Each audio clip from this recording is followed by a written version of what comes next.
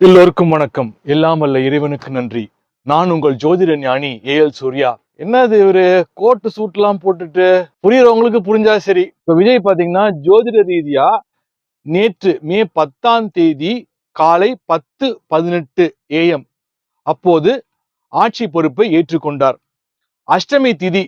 Actually நேத்து அஷ்டமி மே 10 அஷ்டமி திதி. அஷ்டமியில பாத்தீங்கன்னா புதிய காரியங்களை தொடங்க மாட்டாங்க.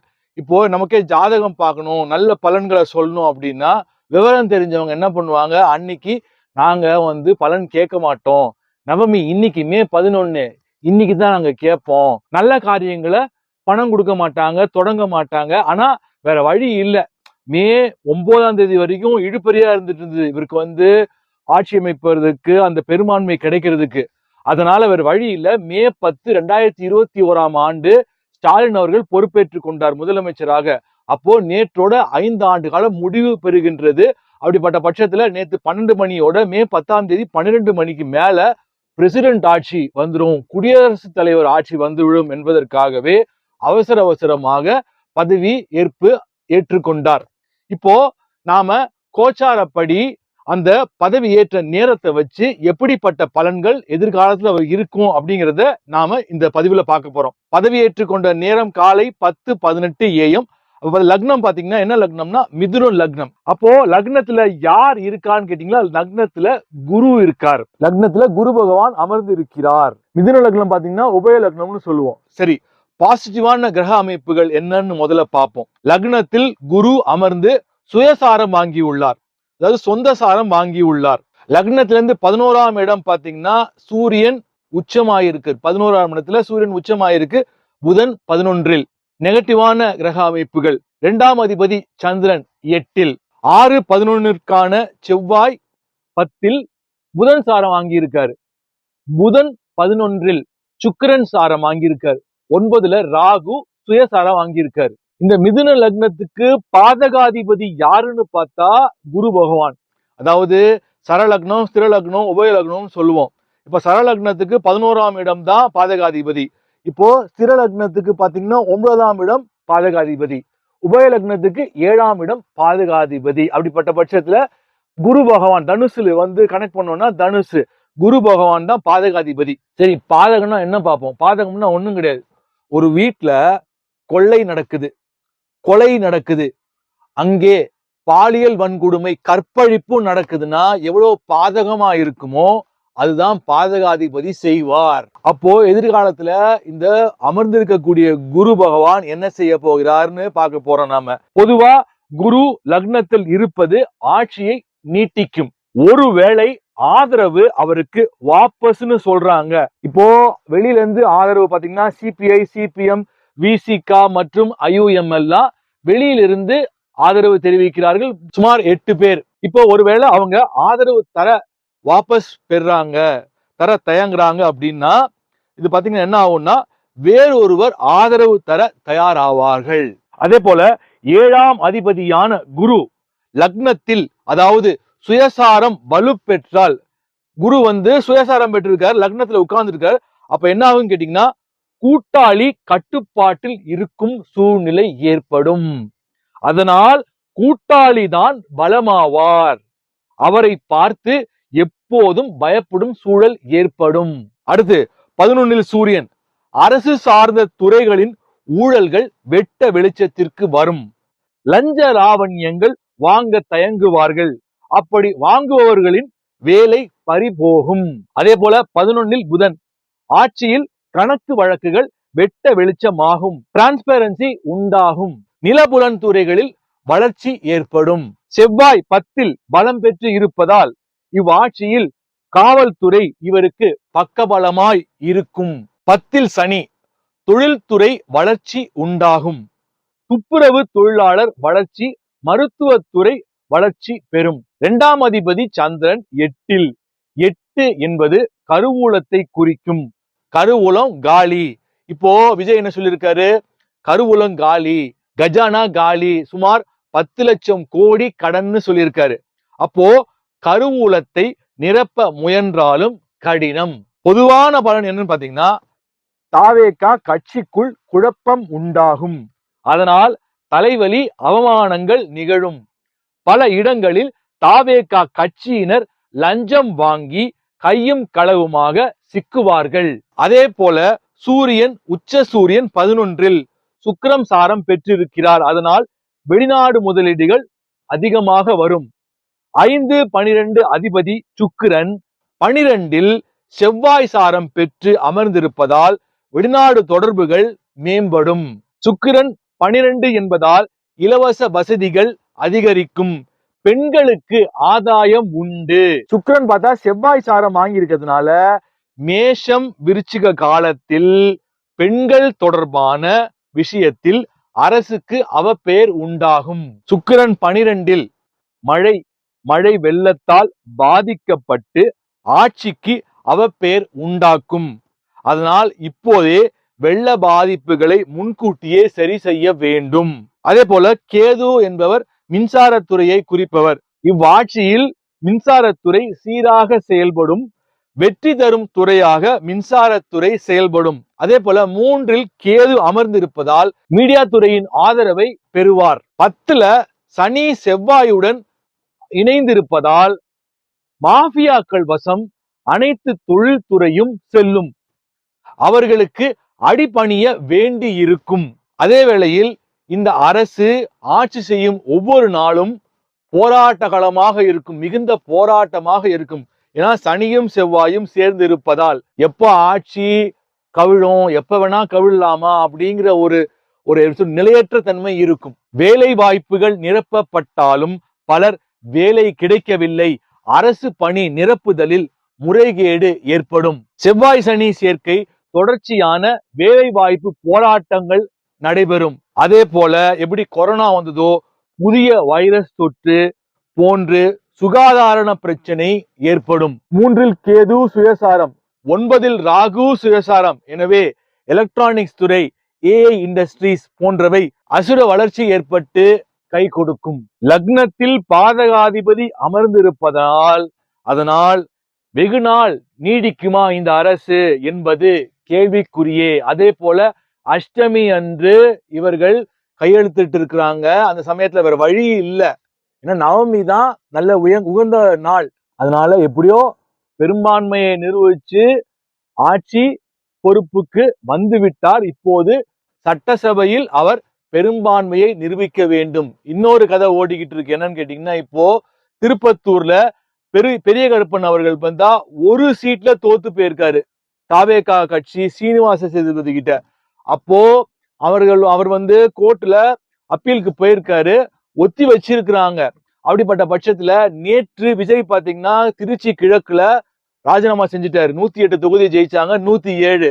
அப்போ இந்த சீனிவாச சேதுபதின்றவர் திருப்பத்தூர் தொகுதியில அதுவும் கோர்ட்ல அப்பீலுக்கு போயிருக்கிறதுனால அதுவும் -1 106. அது போக காங்கிரஸ் ஒரு 5, சிபிஐ சிபிஎம் 4, விடுதலை சிறுத்தைகள் 2, 5 4 9 2 11, 106 + 11 117 தான் வருது. இப்ப IUML என்ன எடுப்பாங்க அப்படிங்கிறது ஒரு பக்கம் தெரியல. ஏன்னா மு.க. ஸ்டாலின் என்ன சொல்றாரோ அதுதான் எடுப்பாங்க. ஆனா இந்த ஆட்சி அமைஞ்சதுக்கு மிக முக்கியமான காரணம் யாருன்னு பாத்தீங்கன்னா கண்டிப்பாக முதல்வர் மு.க. ஸ்டாலின் அவர்கள் தான். அப்படி இல்லாத பட்சத்துல பிரசிடென்ட் ரூல் போயிடும் அப்படிங்கிற ஒரு நோக்கத்தும் சரி, அவர்கள் எப்படியோ வெளியில இருந்து ஆதரவு கொடுக்குறாங்க. ஆனா இட்ஸ் வெரி டேஞ்சரஸ். நேற்றே பாத்தீங்கன்னா வந்தே மாதரம் தான் முதல்ல பாட்டு பாடினாங்க, தமிழ்த்தாய் வாழ்த்த பாடல அப்படின்னு சொல்லி அந்த சிபிஐ சிபிஎம் கட்சிகள் மற்றும் திருமாவளவன்லாம் கண்டனம் தெரிவித்திருக்கிறார்கள். இது போல ஒவ்வொரு நாளும் அவர்களுடைய ஆதரவை பெற வேண்டும். இன்னொரு பக்கம் அதிமுகவிலும் பிளவு ஏற்படும் சொல்றாங்க. 30 எம்எல்ஏக்கள் தாவேகாவோட இணைய போறாங்களான்னு தெரியல, ஆதரவு கொடுக்க போறதா சொல்றாங்க. வெளியில இருந்து ஆதரவு கொடுக்க போறாங்களா அப்படின்றது இன்னும் தெரியல. 17 எம்எல்ஏக்கள் மட்டும்தான் எடப்பாடி அவர்களுக்கு ஆதரவு பக்கமா இருக்கிறதா சொல்றாங்க. என்னை பொறுத்த வரைக்கும் மு.க. ஸ்டாலின் அவர்கள் பழந்தின்னு கொட்டை போட்டவர். அவங்க அப்பா ஒரு பெரிய சூத்திரதாரி. அதே அனுபவம் அவருக்கும் இருக்கும். அதனால ஆட்சியை கவிழ்க்க கூடாது அப்படிங்கிறதுல ரொம்ப தீவிரமா இருக்காரு. ஏன்னா அவர்களுக்கு கெட்ட பேர் வந்துடும். அதுவே தாவேகாவுக்கு இன்னும் சிம்பத்தியை கிரியேட் பண்ணி இன்னும் ஓட் பேங்க் அதிகமா ஆக்கிடும். அப்படிங்கிற வேலையில ஒரு 6 மாசம் நம்ம ஆட்சி செய்யட்டும், அவர்கள் சொன்னாங்கல்ல, வாக்குறுதி கொடுத்தாங்க. இப்போ 2500 ரூபாய் கொடுக்க முடியுமா அப்படிங்கிறது தெரியல. 6 சிலிண்டர் கொடுக்குறேன்னு சொன்னாரு. அதெல்லாம் சாத்தியமா அப்படின்னா அதெல்லாம் எந்த அளவுக்கு சாத்தியமாக போகுதுன்னு தெரியல. அப்போ தாலிக்கு தங்கம் அந்த மாதிரி நிறைய திட்டங்கள்லாம் சொல்லி இருந்தாரு. இப்போ பாத்தீங்கன்னா 200 யூனிட் மாதம் இலவசம்னு சொல்லி தான் அவங்க வந்து வாக்குறுதி கொடுத்தாங்க. இப்போ ஆல்ரெடி பாத்தீங்கன்னா 100 யூனிட் வந்து ஆல்ரெடி நமக்கு இலவசமா தான் இருக்கு. மாசம் நமக்கு கரண்ட் ரீடிங் எடுத்தாங்கன்னா உண்மையாகவே குறைஞ்சு வரும். நமக்கு கரண்ட் பில்லு குறைவா வரும். ஆனா இவர் வாக்குறுதி கொடுக்கும்போது மாதம் 200 யூனிட் இலவசம்னு 500 யூனிட் கம்மியா பயன்படுத்துறவங்களுக்கு தான் சொல்லல, எல்லாருக்கும் சொன்னாரு. ஆனா இப்போ முதல்ல ஆரம்பமே கோளாறுங்கிற மாதிரி 2 மாசத்துக்கு ஒரு முறை 200 யூனிட் ஃப்ரீ, அதுவும் 500 யூனிட்டுக்குள்ள பயன்படுத்துறவங்களுக்கு. அப்போ சிட்டில அதெல்லாம் சாத்தியப்படுமா அப்படின்னா கண்டிப்பா சாத்தியப்படாது. இப்ப மிக முக்கியமா பாத்தீங்கன்னா ராயபுரம் தொகுதி விஜய் தாமு அப்படிங்கிறவரு பாத்தீங்கன்னா வீரவாள்ல அவங்க கேக்க வெட்டினாங்க. அதாவது இந்த பிள்ளைங்க அப்புறம் இந்த சம்பவம் பண்றவங்க அவங்கதான் கொஞ்சம் மெர்சல் காமிக்கணும், கொஞ்சம் பயம் காமிக்கணும்னு அந்த மாதிரி வாள்லாம் வெட்டுவாங்க. ஆல்ரெடி உங்களாம் தெரிஞ்சிருக்கும். அந்த மாதிரி நிறைய பேர் இந்த மாதிரி வாள் எல்லாம் கேக்க கட் பண்ணி போலீஸ் அரெஸ்ட் பண்ணிருக்கிறாங்க. அப்போ இவங்கள ஒன்னும் செய்ய முடியாது அப்படிங்கிற ஒரு உதாரணம் செஞ்சாங்களா என்னன்னு தெரியல. அதாவது இவங்கதான் பயங்கரமான ஆளுங்க, அவங்கலாம் வந்து பயங்கர ரவுடிஸ், நாங்களாம் எங்கெல்லாம் பார்த்து அலறணும் பயப்படணும்னு நினைச்சாங்களான்னு தெரியல. நான் என்ன சொல்லுவேன், நான் படிச்ச ஸ்கூலு முஸ்லீம் ஸ்கூல், உங்களுக்கு தெரியும், ரெகுலரா வீடியோ பாக்குறவங்களுக்கு தெரியும். SIT குரூப்ல ஜஸ்டிஸ் பஷீர் அகமது சைட்ல தான் நான் படிச்சேன். அங்க பாத்தீங்கன்னா நான் 9th படிக்கும் போது ஒரு அந்த பையன் பேரை நான் சொல்ல விரும்பல. அந்த பையன் எனக்கு ரொம்ப ஃப்ரெண்ட். அவரு பாத்தீங்கன்னா ஸ்கூலே அவரை கண்டு அலறுவாங்க. அவரு இன்னொருத்தரையும் என் கிளாஸ்ல தான் A செக்ஷன் பார்த்தா 12வது படிக்கிறவங்க 11வது படிக்கிற பசங்க எல்லாமே அவன் பேரை சொன்னாவே அலறுவாங்க. அப்பேற்பட்ட அவன் தாதா மாதிரி. ஆனா ரொம்ப எனக்கு ஃப்ரெண்டு, இவ்வளவு தைரியசாலியா இவன் அப்படின்ற மாதிரி எல்லாருக்கும் இருக்கும். ஆனா காமெடி என்னன்னு பாத்தீங்கன்னா அவன் ஒரு பொண்ணை லவ் பண்ணான். அந்த பொண்ணு பேரு நதியில வரும்.